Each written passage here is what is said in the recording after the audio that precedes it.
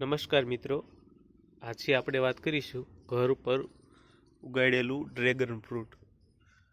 તમે જોઈ શકો છો કે આ છે એ ડ્રેગન ફ્રૂટ છે. જે આ ડ્રેગન ફ્રૂટ છે આ બંને છે એ પાકી ગયેલા છે અને આ ડ્રેગન ફ્રૂટ એ પાક ઉપર થોડાક દિવસમાં છે એ આવી જશે. આ લાલ થઈ ગયા છે એટલે આ પાકી ગયેલા છે. અને આ ડ્રેગન ફ્રૂટ છે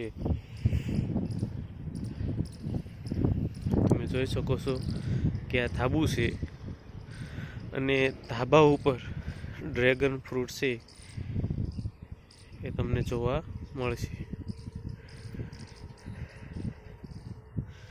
હવે આપણે આ ડ્રેગન ફ્રૂટ છે એ આજે આ ડ્રેગન ફ્રૂટને છે આપણે કાપીશું અને ખાઈશું.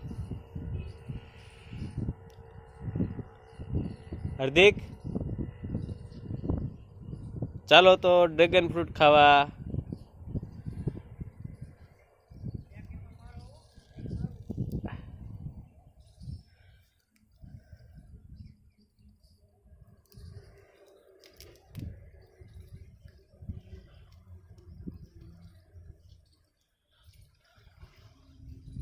હવે પાકી ગયેલું છે એટલે આ ડ્રેગન ફ્રૂટ છે એ ઝડપથી કપાઈ ગયું. જો આનાથી હજુ પણ વધારે જો માવજત કરીએ તો આનાથી પણ વધુ ડ્રેગન ફ્રૂટ આવે અને સારા ડ્રેગન ફ્રૂટ આવે. જે આપણે આ ડ્રેગન ફ્રૂટ છે એ ભારતમાં તેનું નામ કમલમ પાડવામાં આવેલું છે. એ આ જ કમલમ ફ્રૂટ છે.